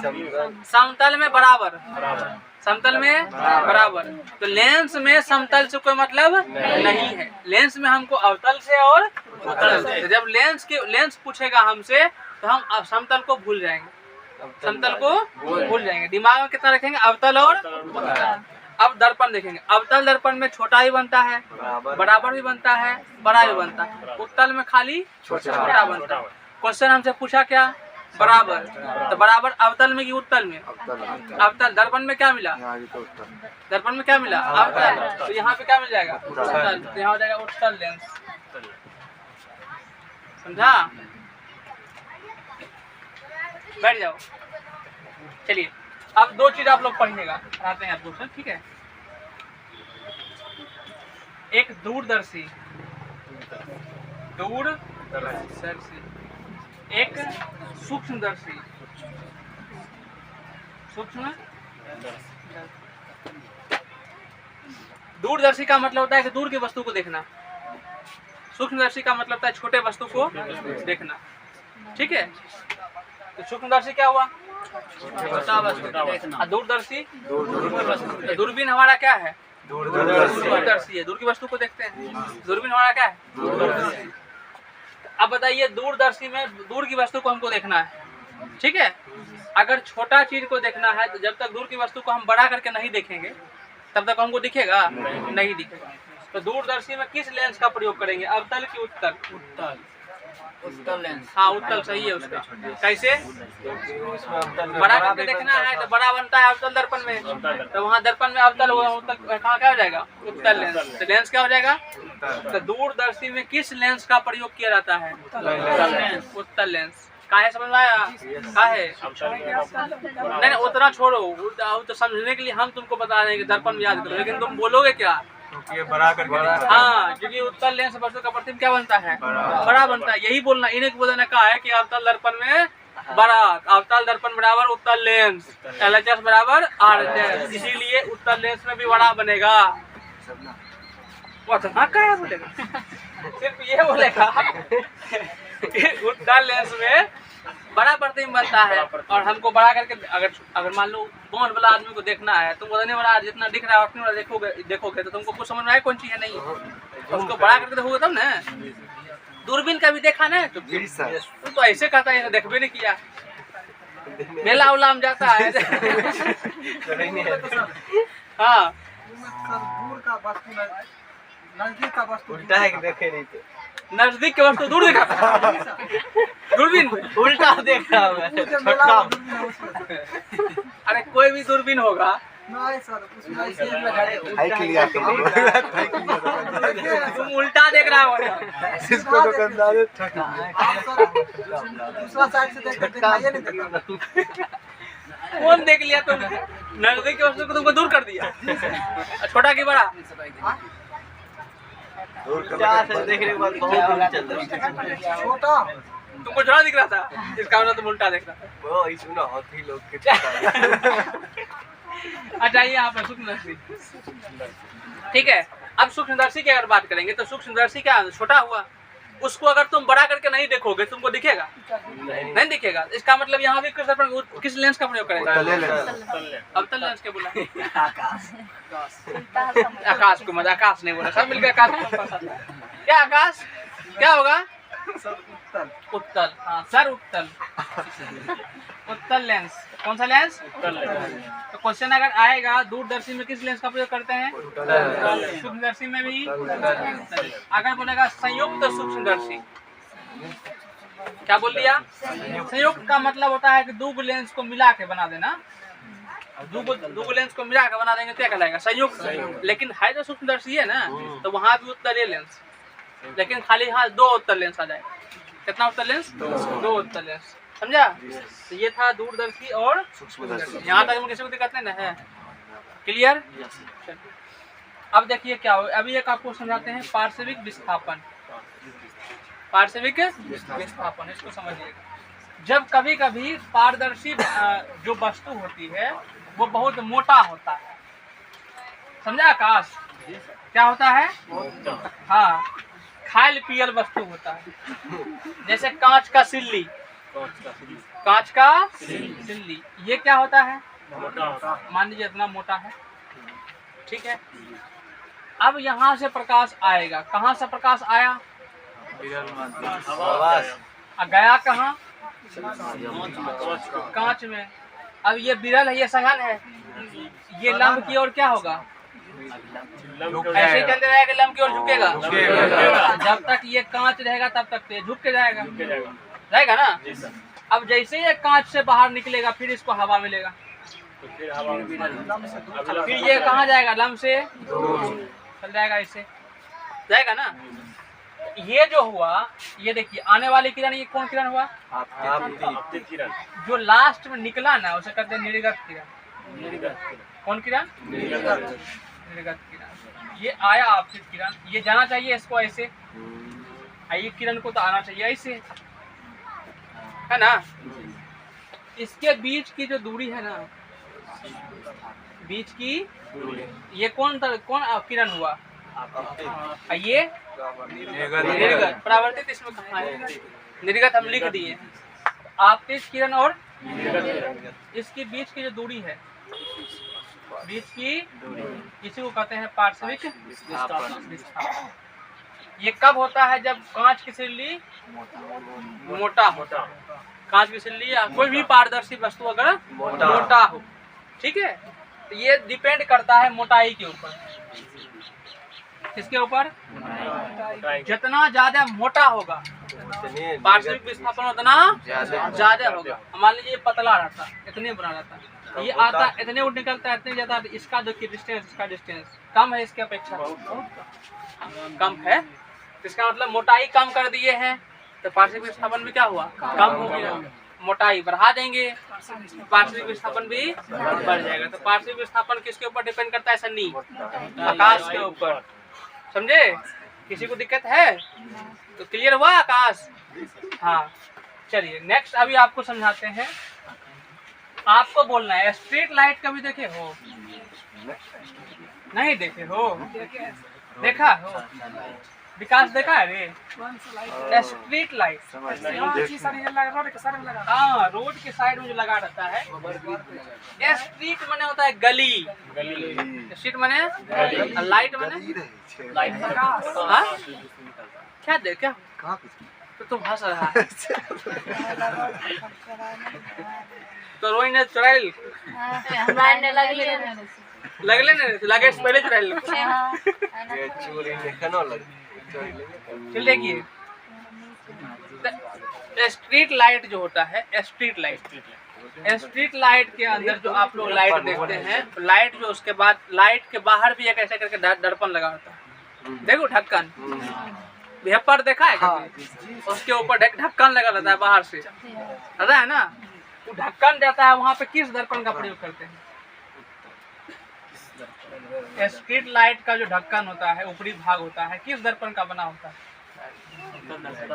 हाँ? उत्तल की दर्पण का होगा। उत्तल अवतल लोगन सगरे सगरे जाए फैलाएगा ना तल फैला अच्छा ठीक। अवतल और उत्तल, यही है। अब देखो हम लोग फिगर बनाते हैं, फिगर में तुम बताना कि फैलाता कौन है, एक जगह पर मिलाता कौन है। ठीक है, वो दिमाग में बैठ जाएगा तो आंसर आ जाएगा। दिमाग में नहीं बैठाओगे तो जब भी क्वेश्चन करेंगे तो बौखोगे, और क्वेश्चन यहीं से आएगा तुमको। ये क्वेश्चन उपयोग से ही आता है। इसमें किसका उपयोग करते हैं? जैसे बोलेगा सोलर कुकर में किसका उपयोग करते हैं? अब तुम जब जानोगे सोलर कुकर में क्या होता है और उसके बाद तुम आंसर अपने आप दे दोगे, लेकिन पता रहेगा तब ना। अभी हम अवतल दर्पण बनाते हैं, कौन दर्पण है? अवतल। अरे धसा हुआ है ना अवतल। अब जब इधर से लाइट जाता था तो ये क्या होता था? मिलता था ना, जितना भी लाइट था इधर पर आकर मिलता था, वो दर्पण से टकरा कर एक के जगह पर मिलेगा। समझ नहीं जी। उत्तल वाला में क्या था कि जैसे यहाँ से जाता था ना तो फैलता था, इधर इधर इधर इधर इधर तो बिंदु है फैल जाता था। है ना। ये है ना अपनी हाई कौन सी? उत्तल। समझे? तो लाइट में अगर एक के जगह पर अगर अवतल लगा देगा तो जलेगा खूब, बाद में अगर दर्पण लगा देगा तो सब एक के जगह पर जाकर हो जाएगा, रहेगा ना। लेकिन वहाँ फैल जाता है, लगा है ना। तो कौन दर्पण? उत्तल। समझे? कभी फिल्म देखे हो? फिल्म में जब जेल से कैदी जब भागता है तो एक स्पॉट लाइट होता है, जहाँ जल देता है लाइट वही रहता है, वो फैलता नहीं है। वो कौन सी होगा? समझे? तो हीरो क्या करता है? लुका रहता है ना। अगर नेक्स्ट क्वेश्चन ये है, सनी बोलेगा गाड़ी देखे हो? कौन गाड़ी देखा है?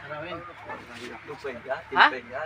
कार, बाइक, कौन देखा है? दोनों देखा है। साइकिल बाइक की बात कर रहे हैं। बाइक में लाइट होता है हेड लाइट, देखे हो? वहाँ पे कौन दर्पण का प्रयोग करते हैं? हो जाता है, क्या जाता है? तुम बताओ, तुम देखा है? देखा है कि नहीं देखा है? देखे तो हमसे क्या पूछ रहा है? रात में कभी गाड़ी चलाए हो? रात में अगर लाइट जलाते हो तो तुम भाई रोड हो जाता है, भाई रेड होता है ना। यही तो पूछ रहे थे, तो लाइट फैलता है कि किधर पर रहता है? फैल जाता है, फैल जाता है ना। अगर फैल गया तो कौन लेंस? उत्तल हो गया उत्तल। दर्पण की बात कर रहे उत्तल हैं। कौन दर्पण? समझा? तो गाड़ी के हेडलाइट में कौन दर्पण? गलत जवाब। इंडिकेटर में क्या होगा? हाँ? गाड़ी के हेडलाइट में अवतल दर्पण का प्रयोग करते हैं। कीजिएगा जाता है, तुम फैला देगा चारों बगल, खुद ही एक्सीडेंट कर जाएगा। अगर नहीं है कुछ तो आपने गलत। तुमको तो बोले देखा है कि नहीं देखा है? उसका लाइट जब निकलता है तो तुम दूर की वस्तु को देख लेते हो। कि चारों बगल फैला दोगे तो तुम्हें खुद नहीं पता लगेगा कि कौन सी आ रहा है। तो उसका लाइट सीधे आगे बढ़ता है एक जगह पर, तो उसे कौन सी कहेंगे? अवतल। कौन सी कहेंगे? अवतल। आपका जो फ्लैश होता है, मोबाइल का फ्लैश चलाते हैं तो चारों बगल फैलता है, वो कौन सी होगा? वो होगा उत्तल। चारों बगल फैलाया है ना। है? टॉर्च में कौन सी होता है तुमको समझना? टॉर्च में क्या पैसा फैलता है, टॉर्च में अवतल ना होगा। बैठ। अब अगला क्वेश्चन है सोलर कुकर। किसकी बात की हम? अब सोलर कुकर होता क्या है? सोलर कुकर होता है कि ऐसे करके बनाया हुआ रहता है और इसके ऊपर में होता है ढक्कन लगा रहता है। क्या होता है? ढक्कन। जैसे मान लीजिए ये आपका बुक है, ये ऐसे करके और इसके ऊपर में ऐसे करके घर बनाया हुआ रहता है, बॉक्स बनाया होता है। ठीक है? हाँ। क्या ऊपर में इसके रख दें ढक्कन? अरे घर मतलब दरवाजा ऐसे करके बनाता है, उसको उसको खोल के आदमी कुछ रख सकता है अंदर में। ठीक है? तो ऐसे करके बना रहता है। ऊपर का जो प्लेट होता है, ये वाला भाग होता है, इसी के ऊपर में लगा रहता है अवतल दर्पण। कौन दर्पण? अब क्यों रहता है समझो। अब देखिए, ये मान लीजिए आपका बॉक्स है, ठीक है। और आप यहाँ पे रख दिए कटोरा, कटोरा क्या रखे हो? कटोरा। कटोरा में रखे हो चावल, आर फॉर राइस, राइस ठीक है। अब सन्नी के पास ही बक्सा है, मैंने सरल कुकर है, लेकिन इसके पास जलावन नहीं है, ईंधन तेरा पास में छोटे गरीब, ठीक। अब तुम कहीं जगह पर गया है, तेरा पास जलावन नहीं है, तुमको चावल है पास में, जेबी में रखा है तुम चावल, और बक्सा के अंदर कोटरा तुम्हारे पास है, पानी की व्यवस्था तुम कर लिया है, तो तुम खाना बना सकते हो बिना जलावन का। तुम क्या करोगे? कोटरा के अंदर पानी भर दोगे, पानी में चावल डाल दोगे, और उसके बाद उसको धूप में तुम बक्सा को रख दोगे, मैंने सरल कुकर को धूप में रख दोगे। कुछ देर के बाद तुम्हारा चावल उसमें पक जाएगा। चावल क्या होगा? क्यों पकेगा? देखो, लाइट यहाँ भी आएगा, प्रकाश यहाँ भी आएगा, प्रकाश यहाँ भी आएगा, यहाँ भी आएगा, हर जगह पर प्रकाश पड़ेगा।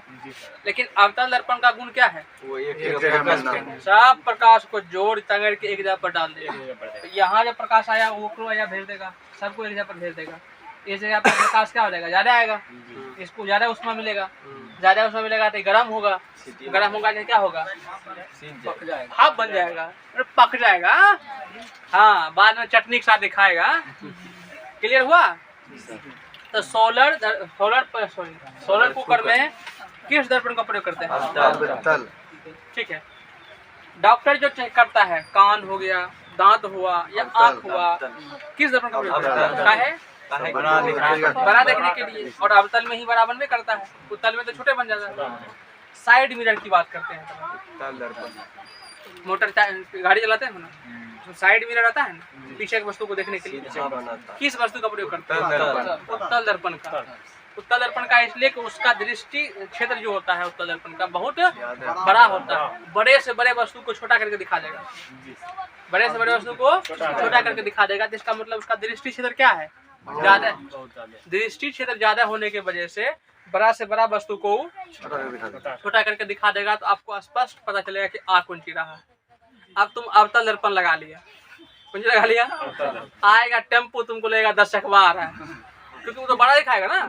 टेम्पो कितना बड़ा, कितना बड़ा। अब तुमको लगेगा इतना बड़ा आ रहा है, तुम ड्राइवर नहीं करोगे, कहाँ जाओगे? रोड के बगल में, रोड के बगलों में। उसके बाद और देखोगे, जब नजदीक आते जाएगा थोड़ा बड़ा दिखाई पड़ते रहेगा, क्योंकि अभी जस्ट पड़े हैं। जैसे नजदीक आ रहा था, अब तुमको लगेगा कि आप की होते तो पूरे स्टेप देता है हमरा, तो मतलब उसमें एक्सीडेंट में खतरा ज्यादा। किसी को दिक्कत है तो बोलिए। यहाँ तक ये आपका टॉपिक खत्म हो गया। ठीक है ना? है खत्म। हाँ, आप लेट आए हैं, पढ़ा चुके हैं कि जब किसी दर्पण के सामने हम बायां हाथ खड़ा करते हैं तो उसमें दायां हाथ दिखता है, दायां हाथ खड़ा करते हैं तो बायां दिखता है। या दर्पण के अंदर इसी गुण को हम पार्श्विक उत्क्रमण करते हैं। ये केवल और केवल समतल दर्पण में होता है, इसीलिए समतल दर्पण में होता है, केवल और केवल समतल दर्पण में होता है। किसी भी लेंस में हो सकता है, किसी भी दर्पण में हो सकता है। जहाँ भी ये गुण होगा उस गुण को हम लोग कौन सी कहते हैं? पार्श्विक उत्क्रमण। पार्श्विक उत्क्रमण। यही कारण है कि एम्बुलेंस में जो होता है, एम्बुलेंस कैसा लिखाता है? उल्टा लिखाता है। ठीक है, चलिए। और किसी को डाउट है तो बोल सकते हैं। नहीं? अच्छा, एक टॉपिक और बचा है, थोड़ा सा जो याद आ गया। आवर्धन।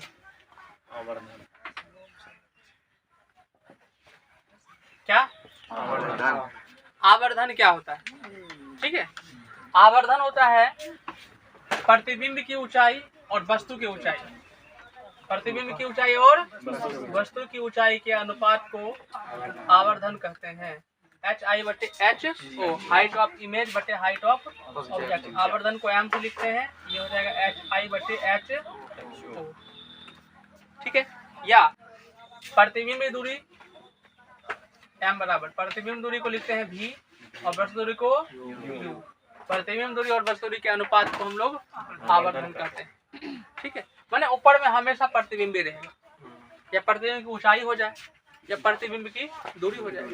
ऊंचाई में ऊंचाई की बात करेंगे फिर भी आवर्धन, दूरी में दूरी की बात करेंगे फिर भी आवर्धन। ठीक है। अब बताइए समतल दर्पण का आवर्धन कितना होता है? 1+1। समतल दर्पण आवर्धन बोले हैं ना, किस दर्पण का?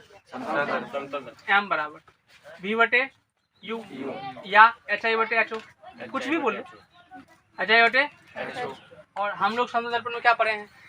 प्रतिबिंब ऊंचाई वस्तु ऊंचाई के ये दोनों बराबर होता है। जब ये दोनों बराबर, अगर ये 5 हुआ तो ये भी कितना होगा? कट जाएगा दोनों, कितना बचेगा? अगर 10 हुआ तब यो 10, जितना ऊपर उतना नीचे, दोनों हमेशा बराबर रहेगा, बराबर जाएगा कट जाएगा तो कितना आएगा? प्लस में माइनस में? प्लस में। जिसमें आभासी मैंने प्लस की दिमाग रखिएगा, आभासी प्रतिबिंब जिसमें बनता है आवर्धन प्लस, अवास्तविक माइनस, वास्तविक माइनस। अब आइए उत्तल दर्पण की बात करते हैं। किसकी बात करते हैं? समतल में तो हमेशा रखना +1, कितना? +1। उत्तल की बात करते हैं। उत्तल दर्पण में सूत्र क्या जानते हैं हम लोग? v बटे u जानते हैं ना। अब बताइए v मैंने हुआ प्रतिबिंब, ऊपर हमेशा प्रतिबिंब रहता है, नीचे वस्तु, ठीक है। प्रतिबिंब बड़ा की वस्तु बड़ा? प्रतिबिंब तो छोटा बनता है। उत्तल दर्पण वस्तु प्रतिबिंब क्या बनता है? प्रतिबिंब क्या होगा? छोटा। ऊपर वाला छोटा, नीचे वाला बड़ा। अगर हम ऊपर मान लीजिए 3 लिखते हैं, नीचे में कितना होगा? 3 से बड़ा कुछ ही मानते हैं 4। तो जब नीचे वाला बड़ा होता है तो उसका मान हमेशा 1 से कम होता है, क्योंकि जब इसका बनाइएगा तो 0 कुछ आएगा, क्योंकि ऊपर वाला छोटा रहेगा, भाग दीजिएगा तो आपको 0 लेना ही पड़ेगा, 0 कुछ। इसका मतलब उत्तल दर्पण का आवर्धन 1 से छोटा होता है, 1 से छोटा। क्यों होता है समझ आए ना? कि प्रतिबिंब छोटा होता है। प्रतिबिंब अगर बराबर रहेगा तो 1 छोटा हुआ तो 1 से छोटा, बड़ा हुआ तो 1 से बड़ा। खराब से अवतल दर्पण का आवर्धन कितना होगा? 1 से कम। कैसे? अवतल 1 से कम हो सकता है, ज्यादा ही हो सकता है, 1 के बराबर भी हो सकता है, समझे? क्योंकि छोटा भी बनता है, बड़ा भी बनता है, समझे? बैठिए, छोटा बना तो 1 से छोटा, बड़ा बना 1 से बड़ा, बराबर हुआ तो 1 के बराबर। अब तुम ये बताओ, प्लस में कि माइनस में? दोनों। अवतल में वास्तविक बनता है तो अवास्तविक बना, वास्तविक बना तो माइनस, अवास्तविक बना तो प्लस। तो वास्तविक और अवास्तविक दोनों बनता है, जिसका मतलब प्लस माइनस। क्लियर हुआ? किसी को डाउट है तो आप बोलिए। आप टॉपिक आपका क्लियर हुआ। नेक्स्ट जितना आपका जो टॉपिक बोले थे विवर्तन और व्यतिकरण और ध्रुवन, ये अगले क्लास में, मानव नेत्र भी हम लोग अगले क्लास में करेंगे, ठीक है? तो बोलिए, यहाँ तक दिक्कत है तो बोलिए। खत्म करते हैं तो बंद कर दीजिए।